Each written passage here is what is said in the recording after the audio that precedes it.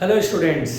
तो आज बेसिकली हम लोग क्वेश्चंस करेंगे वेक्टर से रिलेटेड जो टेस्ट पेपर में आ चुका है, तो उस क्वेश्चन को हम लोग करेंगे। तो चलिए उस क्वेश्चन को हम लोग डिस्कस करते हैं। जो आप लोगों ने बहुत डाउट्स पूछे हैं तो उन क्वेश्चंस को किया जाए, ठीक है।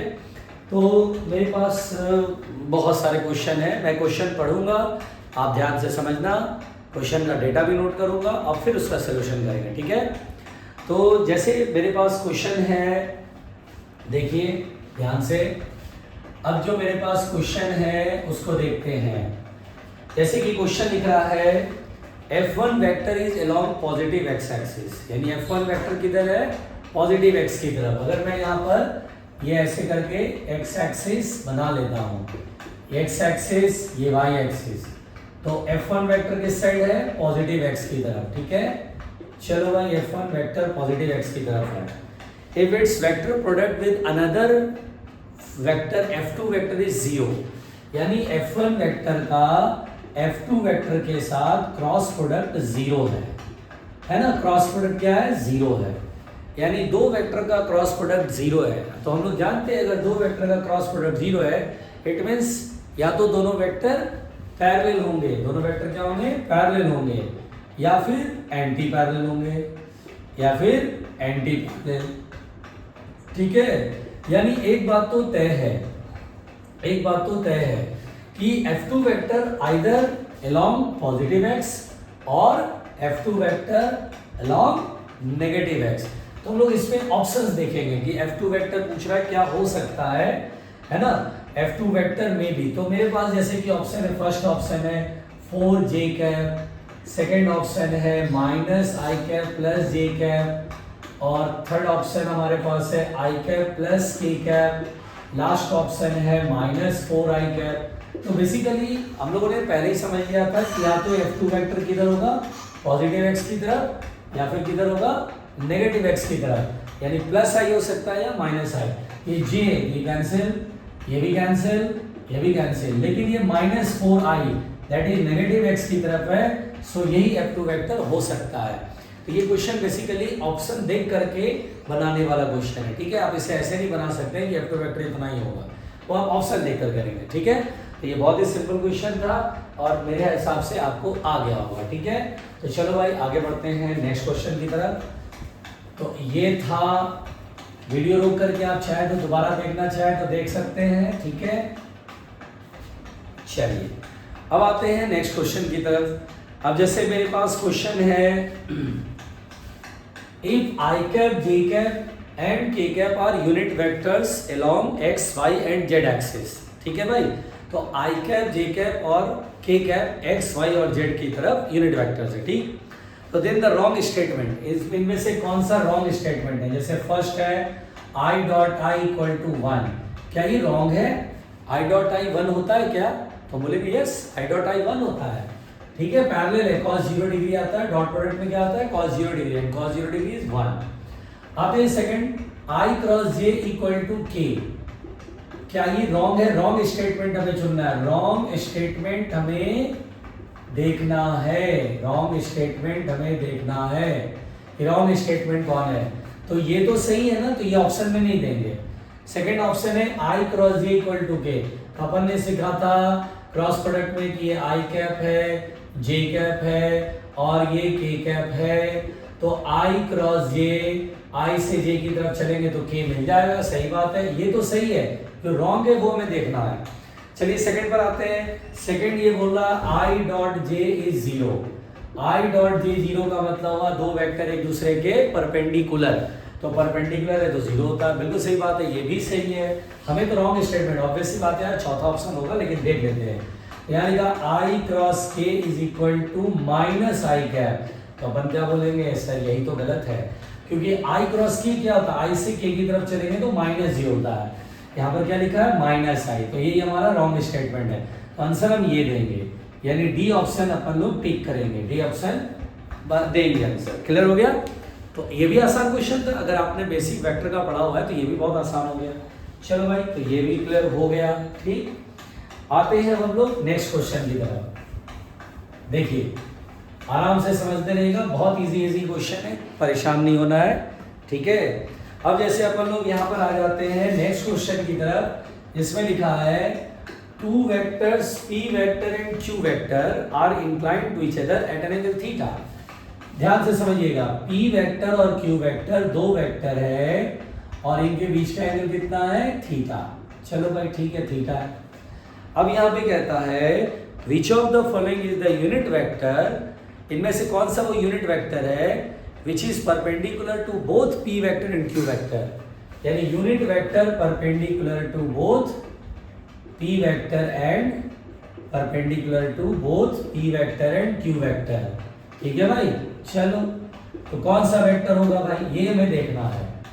तो अगर ऐसा बोल रहा है यूनिट वेक्टर जो इन दोनों के परपेंडिकुलर, इस प्लेन के परपेंडिकुलर, और प्लेन के परपेंडिकुलर यूनिट वेक्टर, कहीं तो सुना है क्रॉस प्रोडक्ट, हमने क्रॉस प्रोडक्ट में पढ़ा है। क्रॉस प्रोडक्ट में क्या होता है कि अगर आप p क्रॉस q करते हैं तो p क्रॉस q करने पे डायरेक्शन किधर आएगी बताइए, p क्रॉस q का, तो p क्रॉस q का डायरेक्शन ये इधर की तरफ, बाहर की तरफ, आउटवर्ड नॉर्मल, जो कि p के भी परपेंडिकुलर है और q के भी परपेंडिकुलर है।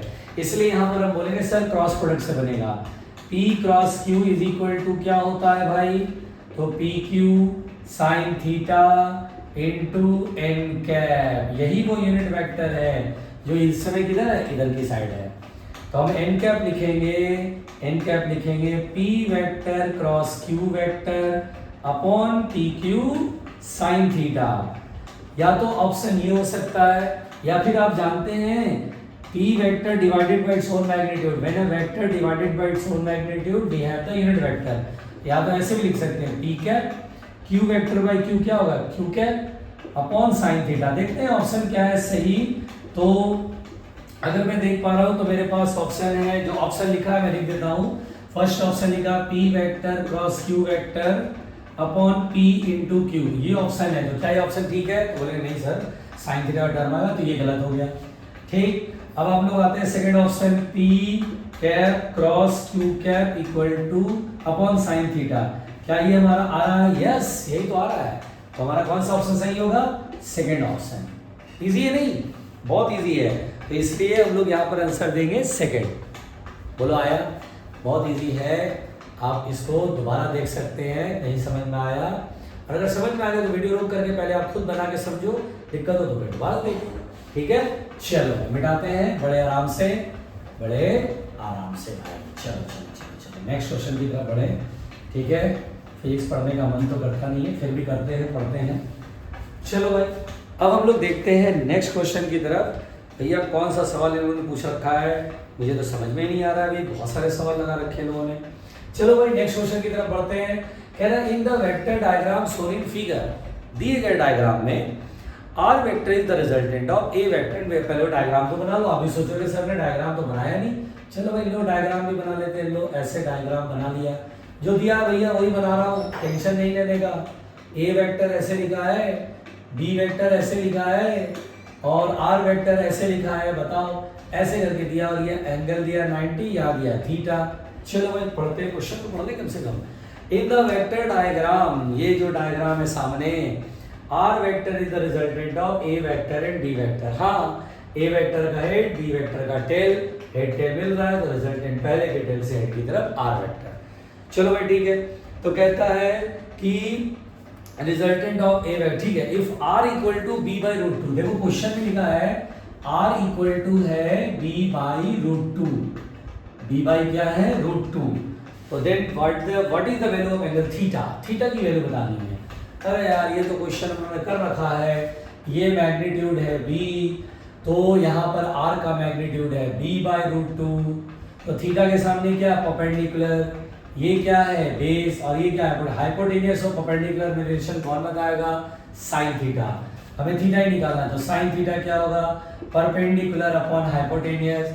परपेंडिकुलर कितना होगा b बाई रूट टू, और अपॉन हाइपोटेनियस कितना है b, मैग्नीट्यूड लिखते हैं, b से b cancel, sine theta equal to कितना आएगा 1 बाई रूट टू, तो थीटा इक्वल टू कितना होएगा 45 डिग्री। मेरे ख्याल से समझ में आ गया होगा। ठीक है, चलो भाई नेक्स्ट आगे की तरफ बढ़े, बहुत इजी है, कुछ भी नहीं है, अगर ठीक से पढ़ा हुआ है सवाल सारे बना सकते हो, बस वेक्टर की थ्योरी सब याद होनी चाहिए। ठीक है भाई, चलो मिटाते हैं।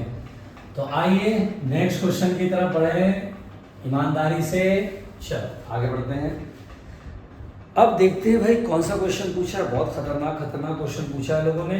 तो देखिए क्वेश्चन कहता है गिवन दैट, मतलब दिया गया है कि, जरा आराम से समझना, given that p vector plus q vector is equal to p vector minus q vector, ऐसे करके दे दिया भाई। तो कह रहा है दिस कैन बी ट्रू, ये हो सकता है when, this can be true when, यानी ये हो सकता है, कब हो सकता है भाई, ट्रू व्हेन। और यही हमारे 4 ऑप्शन इसके बाद से शुरू होते हैं। तो फर्स्ट ऑप्शन है कि p vector is equal to q vector, p vector और q वेक्टर इक्वल हो जाएगा, तो ये इक्वल हो जाएगा, ये एडिशन और सब्ट्रैक्शन, मैग्नीट्यूड और डायरेक्शन बिल्कुल सेम हो जाएगा। अच्छा भाई अभी चेक कर लेते हैं। q vector is equal to 0, last है, सॉरी थर्ड है, neither p vector nor q vector, ठीक है, इज अ नल वेक्टर, यानी p वेक्टर और q वेक्टर में कोई भी नल वेक्टर नहीं है। चलो भी ठीक ठीक ठीक ठीक, लास्ट देखते हैं, p vector is perpendicular to q vector. भैया हमारे पास ये क्वेश्चन है, अब इस क्वेश्चन का जवाब देना है ना। देखिए दो वेक्टर का सम दैट इज रिजल्टेंट और दो वेक्टर का सब्ट्रैक्शन, इक्वल का मतलब था मैग्नीट्यूड जितना इधर आना चाहिए टोटल का, उतना ही मैग्नीट्यूड इधर, और डायरेक्शन भी सेम होनी चाहिए। पहली बात तो एक बात तो तय है, अगर मैं यहाँ पे देखूं p vector perpendicular to q vector, तो अगर p वेक्टर और q वेक्टर परपेंडिकुलर हो जाएं तो जरा आराम से सोचो, जरा दिमाग लगाओ, एडिशन करेंगे तो पैरेललोग्राम लॉ से p vector plus q vector इधर ही होगा, ठीक है, सही बोला। और p vector minus q vector का इधर हो पाएगा, तो बोले नहीं सर q वेक्टर का क्या माइनस लगा, डायरेक्शन माइनस q वेक्टर इधर होगा, तो इन दोनों का रिजल्टेंट तो इधर कहीं आएगा। तो भैया ये तो डायरेक्शन ही सेम नहीं है, तो इक्वल की तो दूर की बात हो गई, तो ये कहानी तो खत्म हो गई। चलो भाई ठीक। आइए यहाँ पर देखते हैं p वेक्टर और q वेक्टर इक्वल वेक्टर हो जाए, मतलब p वेक्टर और q वेक्टर एक तरफ हो जाए, यानी p वेक्टर भी इधर ही और q वेक्टर भी इधर ही। तो चलिए भाई p vector plus q vector किधर होगा, तो आप बोलेंगे sir p vector plus q vector, sir दोनों वेक्टर सेम डायरेक्शन, तो रिजल्टेंट भी किधर आएगा, उधर ही आएगा। तो चलो भाई p vector plus q vector तो इधर की तरफ आया। अच्छा अब अगर मैं बोलूं p vector minus q vector, तो आप बोले सर माइनस q वेक्टर, नहीं q वेक्टर अपोजिट हो गया ऐसे। अब इन दोनों का रिजल्टेंट, दो वेक्टर अगर अपोजिट होते हैं तो मैग्नीट्यूड क्या करते हैं, दोनों का मैग्नीट्यूड सब्ट्रैक्ट कर लेते हैं। p vector minus q vector, और p वेक्टर q वेक्टर क्या अपोजिट है, तो यहाँ पे जो रिजल्टेंट आएगा वो कितने के बराबर आएगा, तो हम बोलेंगे सर इन दोनों का रिजल्टेंट है, तो मैग्नीट्यूड हम लोग क्या करेंगे, माइनस कर लेंगे। भैया माइनस करेंगे नहीं करेंगे, आप सोच के देखो। चलो देख लेते हैं, अपन देखते हैं, अगर आता है तो ठीक है, नहीं आता तो देख लेंगे दोबारा से, ठीक है। तो इनके बीच का एंगल कितना है, 180 डिग्री, इनके बीच का एंगल कितना, 180 डिग्री। पहले डायरेक्शन की बात कर लेते हैं, इनका डायरेक्शन किधर होगा भाई, p वेक्टर इधर है, माइनस q वेक्टर इधर है, अपन को डायरेक्शन पहले देखना है। तो देखिए ये माइनस q वेक्टर एक तो वेक्टर ही क्वांटिटी हुआ। अब अगर ये वेक्टर क्वांटिटी है, अब इन दो वेक्टर का रिजल्टेंट चाहिए मुझे, तो पहली बात तो मैग्नीट्यूड तो सब्ट्रैक्ट होगा ही होगा, मानते हो, बिल्कुल मानते हो, ठीक है भाई, सब्ट्रैक्ट हो गया। तो इनको ऐड कर रहे हैं, इनका मैग्नीट्यूड ऐड हो रहा है, वेक्टर सम में दोनों सेम डायरेक्शन का ऐड हो रहा है, और ये सब्ट्रैक्ट हो रहा है, तो ऑब्वियस सी बात है इक्वल तो वैसे भी नहीं हो सकता है। मैं बोलूँ कि p vector q vector same direction में, अब अगर ये 3 है और ये 4 है, तो आप कितना बोलोगे, 7 बोलोगे, p vector plus q vector का मैग्नीट्यूड 7 बोलोगे। जबकि अगर मैं बोलूँ कि ये p vector minus q vector, तो आप अपोजिट बोल रहे हो, तो आप 3 में से 4 का डिफरेंस लोगे जो कि 1 आएगा, इसलिए मैग्नीट्यूड तो वैसे भी बराबर नहीं है, ठीक। तो यहाँ पर डायरेक्शन एक बार को हो सकता था बराबर, लेकिन मैग्नीट्यूड तो वैसे ही बराबर नहीं आएगा। अब रहा सवाल q वेक्टर 0, अगर मैं बोलूँ q वेक्टर नल वेक्टर है, 0 मतलब होता है नल वेक्टर, तो अगर मैं 0 पुट करूँ तो 0 खत्म, तो p vector equal to p vector, हाँ ये हो सकता है कि q वेक्टर 0 वेक्टर हो ही नहीं, नल वेक्टर हो, ये इमेजिनरी वेक्टर है, नल वेक्टर हो गया, तो 0 रखने पर ये खत्म, 0 रखने पर ये खत्म, तो p वेक्टर इक्वल टू क्या हो जाएगा, p वेक्टर। हाँ भाई दो वेक्टर इक्वल है, मैग्नीट्यूड वाइज डायरेक्शन वाइज, तो यहाँ पर यही ऑप्शन सेटिस्फाई करेगा। अच्छा बोलो दिमाग में सर q वेक्टर चलो 0 है, है ना। तो यहाँ पे लिखा P vector nor Q vector is a null vector. अगर इन दोनों में से कोई भी नल वेक्टर नहीं होगा तो पॉसिबल ही नहीं है, तो ये होगा या ये होगा, तो ऐसा कुछ ट्रू पॉसिबल ही नहीं है। तो यहाँ पर आंसर क्या देंगे, क्यू वेक्टर मस्ट बी 0। तभी से जब क्यू वेक्टर होगा ही नहीं तो P vector plus 0 vector P vector ही आएगा, P vector minus 0 vector P vector ही आएगा, इक्वल हो गया मामला। ठीक है, तो कहानी ये दरअसल थ्योरेटिकल है और ये हमें समझना था। नहीं समझ में आया तो दोबारा वीडियो देख लो। ठीक है, चलो भाई आगे बढ़ते हैं ईमानदारी से, आगे बढ़ते हैं ईमानदारी से। ठीक, चलो चलो देखते हैं आगे क्या है भाई, ऐसा क्या पूछा है इन लोगों ने भाई, ये बहुत खतरनाक है। अब हमारे पास है क्वेश्चन, ये कहता है अल्फा बीटा गामा एक वेक्टर एक्स वाई और जेड एक्सिस के साथ बना रहा है। मतलब vector P vector makes alpha beta and gamma with x axis, y axis and z axis. So what is the value of sin square alpha plus sin square beta plus sin square gamma? इसकी value पूछा जा रहा है। ठीक है ना, यही आपका सवाल है। देखिए कैसे निकालते हैं। क्या हमने पढ़ा है cos square alpha direction cosine में relation, cos square alpha plus cos square beta plus cos square gamma equal to 1। ये तो पढ़ा हुआ है यार, ये तो मैंने पढ़ाया है वेक्टर में, जब भी याद आया। तो cos square alpha plus cos square beta plus cos square gamma equal to 1। cos square alpha की वैल्यू कितना होगा, 1 minus sine square alpha. cos square beta की वैल्यू क्या मैं लिख सकता हूँ, 1 माइनस साइन स्क्वायर बीटा। इतना तो सबको पता होगा यार, इस sine square theta plus cos square theta 1 होता है, इसलिए साइन स्क्वायर थीटा की वैल्यू कितना लिखते हैं, 1 minus cos square theta. Very simple. तो यहाँ पे और कॉस स्क्वायर गामा को कितना लिखेंगे, 1 माइनस साइन स्क्वायर गामा। ठीक है भाई, बहुत तकलीफ हो रहा होगा। अब 1 plus 1 3 minus sine square alpha minus sine square beta minus sine square gamma equal to 1। अब ये तीनों को उठा के उधर ले जाओ, 1 को उठा के इधर ले आओ। Sine square alpha plus sine square beta plus sine square gamma is equal to, ये उधर गया 3 इधर ही रहेगा और 1 इधर आएगा, 2 हो जाएगा। आंसर कितना आएगा, sign square alpha plus sine square beta plus sine square gamma की वैल्यू 2 आएगी। आसान है, थ्योरी ठीक से पढ़ा होगा तो जरूर बन जाता। ठीक है, थ्योरी ठीक से पढ़ा होना चाहिए बस। चलो भाई आगे बढ़ते हैं बड़े आराम से। नहीं समझ में आया दोबारा वीडियो प्ले करो, दोबारा वीडियो प्ले करो। अरे यार वॉच और बढ़ाओ यार, देखोगे तभी तो यूट्यूब पे मोनेटाइज होगा अपना चैनल। ठीक है, चलो आगे बढ़ते हैं भाई, देखते हैं क्या कहानी है। कहता है क्वेश्चन नेक्स्ट, डायरेक्शन कोसाइन, ध्यान दीजिएगा, direction cosines of a vector of, ऐसा लिख देता हूं, of I cap plus J cap plus √2 के कैप आर। अच्छा, इसके डायरेक्शन कोसाइंस हमें बताने हैं।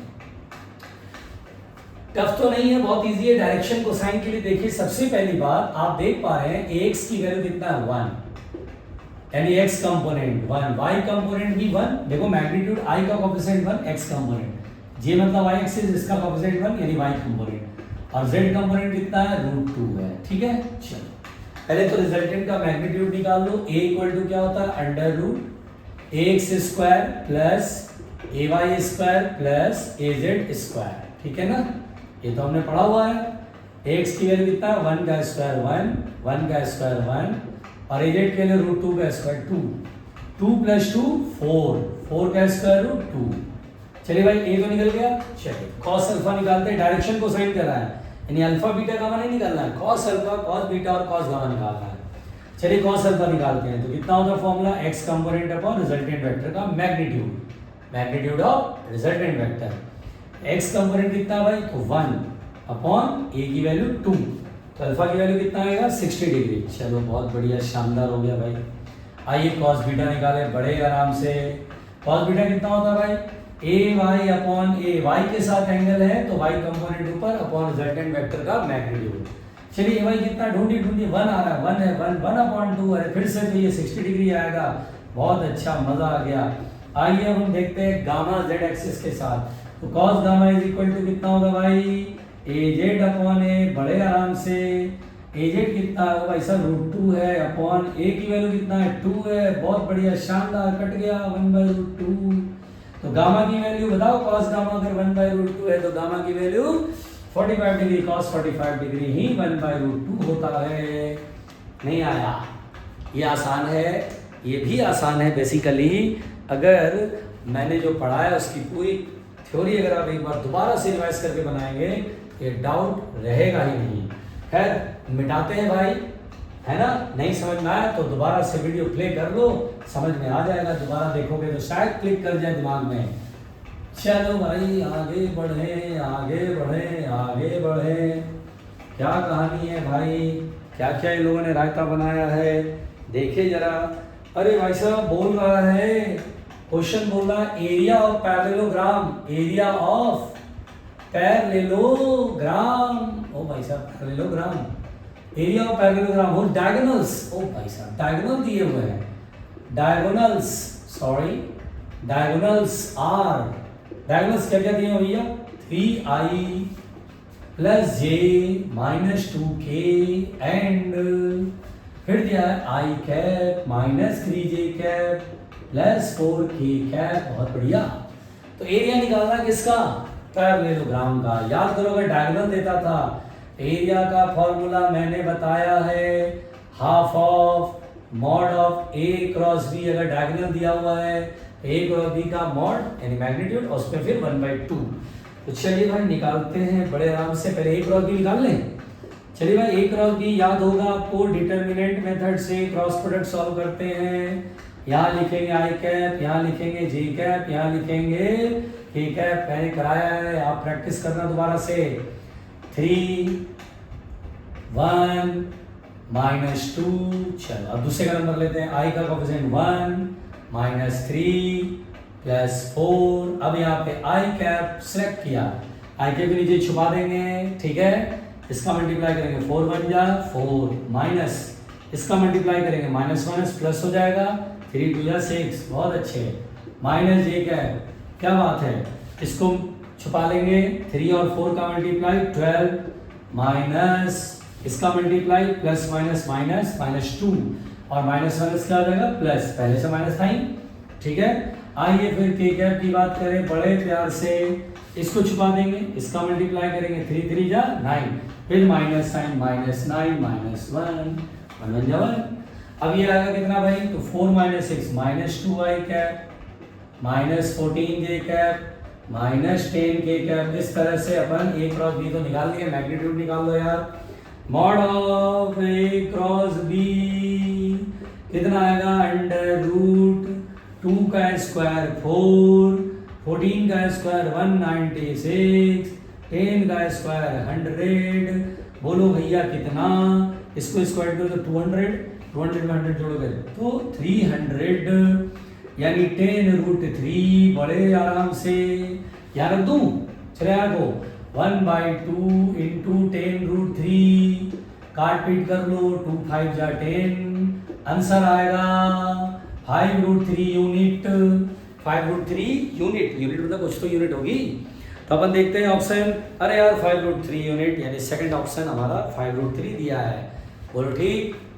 ये बहुत ही आसान था, ये बहुत ही आसान था। चलो भाई अगला देखते हैं बड़े आराम से, आओ मिटाते हैं भैया, ठीक है, दिक्कत हो तो दोबारा से वीडियो प्ले करो, ठीक। चलो भाई आओ अपना काम करो, मिटाओ इसे जल्दी से, अगले सवाल की बढ़ें, अगले सवाल की तरफ बढ़ें। हाँ भाई, तो आइए क्वेश्चन देखते हैं। ओ भाई साहब क्वेश्चन बड़ा खतरनाक दिया है लोगों ने। क्वेश्चन बोला है angle between A vector cross B vector and B vector cross A vector, इन दोनों वेक्टरों के बीच का एंगल। तो बताइए इन दोनों वेक्टरों के बीच का एंगल कितना होगा। देखिए अगर मैं एग्जांपल लूँ, ये ए वेक्टर है, ये बी वेक्टर है, ए क्रॉस बी की डायरेक्शन, तो ए से बी की तरफ फिंगर घुमाएंगे, राइट हैंड के फिंगर को। चलो भाई ए क्रॉस बी यों, अरे ये तो ए क्रॉस बी इधर आया, और बी क्रॉस ए बी से घुमाएंगे यों अंदर, यानी दोनों एक दूसरे के क्या होगा, अपोजिट। अपोजिट का एंगल कितना होता है 180 डिग्री।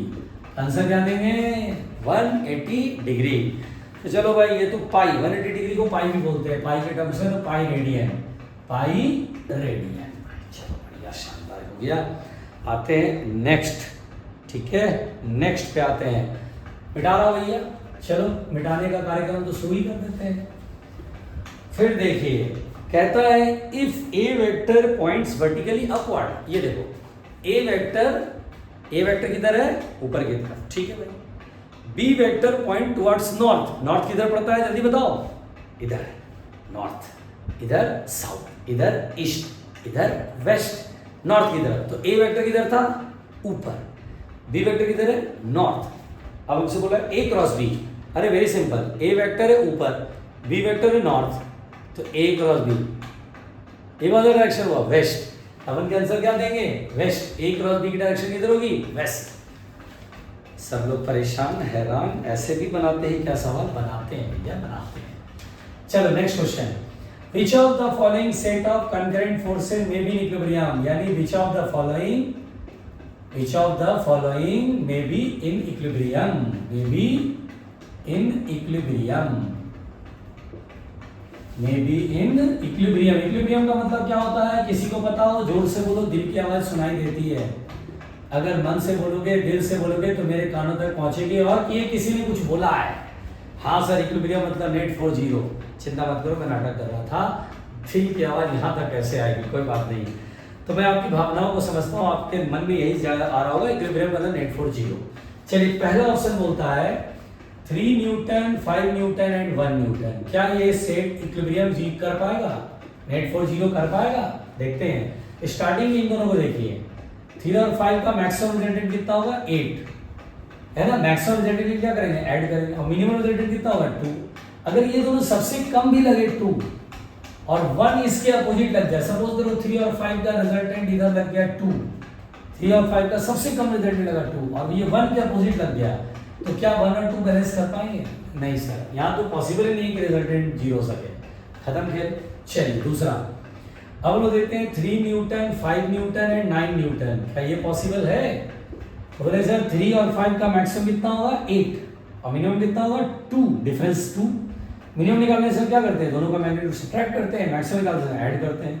अगर ये दोनों मैक्सिमम भी लग गया तो 9 के अगर अपोजिट भी लग गया तो भी बैलेंस नहीं हो पाएगा, खत्म खेल इसका भी। चलो इसको मिटा देते हैं। थर्ड पॉइंट पे आते हैं। थर्ड पॉइंट कहता है 3 न्यूटन 5 न्यूटन एंड 6 न्यूटन।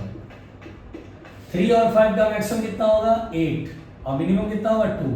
2 और 8 के बीच में 6 आता है क्या, 2 और 8 के बीच में 6 आएगा। हो सकता है इन दोनों का रिजल्टेंट 6 लग जाए, और ऐसा कोई एंगल हो सकता है जिस पर दोनों का रिजल्टेंट 6 भी आ सकता है। 2 से छोटा नहीं, 8 से बड़ा है तो 6 तो हो ही जाएगा, और 6 इसके अपोजिट, थर्ड वाला भी 6 कट के क्या हो जाए खत्म। तो रिजल्टेंट में भी 0 इन दिस केस। बोलो क्लियर। तो आई बात समझ में, डिस्कशन बहुत इजी था, ये मैंने डिस्कशन कराया है, आगे भी ऐसे डिस्कशन होते रहेंगे। ठीक है, मिलते हैं नेक्स्ट वीडियो में। Okay, thank you.